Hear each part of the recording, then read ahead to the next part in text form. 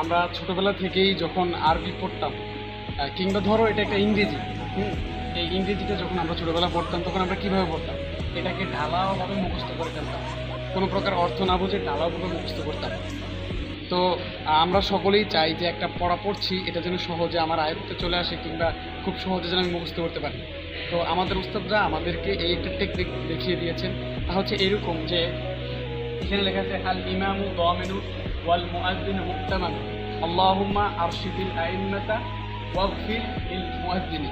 তো এইভাবে যদি আমি এখন এটাকে মুখস্থ করতে চাই না বুঝে, অর্থ না বুঝে, তাহলে আমার যে পরিমাণ সময় লাগবে তার চেয়ে কয়েক গুণ কম সময় লাগবে হচ্ছে যদি এইভাবে বলি যে আল ইমামু দামিনু, ইমাম হলো জিম্মাদার, ওয়াল মুআজ্জিনু মুক্তামানু, আর মুআজ্জিন হলো আমানতদার।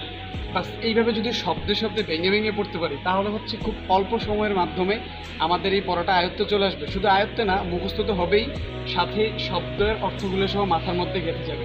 তারপরে হচ্ছে আল্লাহুম্মা আরশিদিল আইম্মাতা ওয়াগফির লিল মুআজ্জিনি।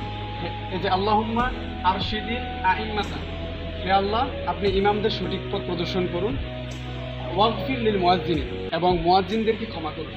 তো এই যে আল্লাহুম্মা আরশিদিল আইম্মাতা, এই শব্দটা যদি আমরা এইভাবে এখান থেকে বাক্যের মতো এইভাবে যদি আমরা একসাথে করতে পারি ভেঙে ভেঙে, তাহলে হচ্ছে পড়াটা খুব সহজে আয়ত্তে চলে আসবে। এবং হচ্ছে একটা ইম্পর্টেন্ট বিষয়টা হচ্ছে প্রত্যেকটা শব্দের আলাদা আলাদা অর্থ মাথার মধ্যে গেঁথে যাবে।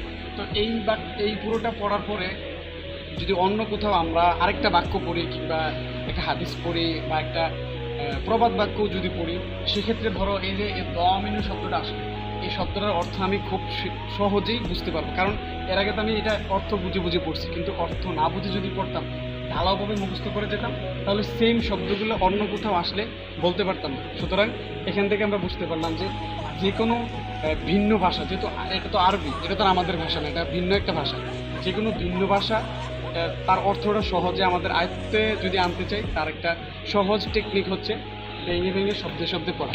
আশা করি এই কথাটা তোমাদের উপকার হবে।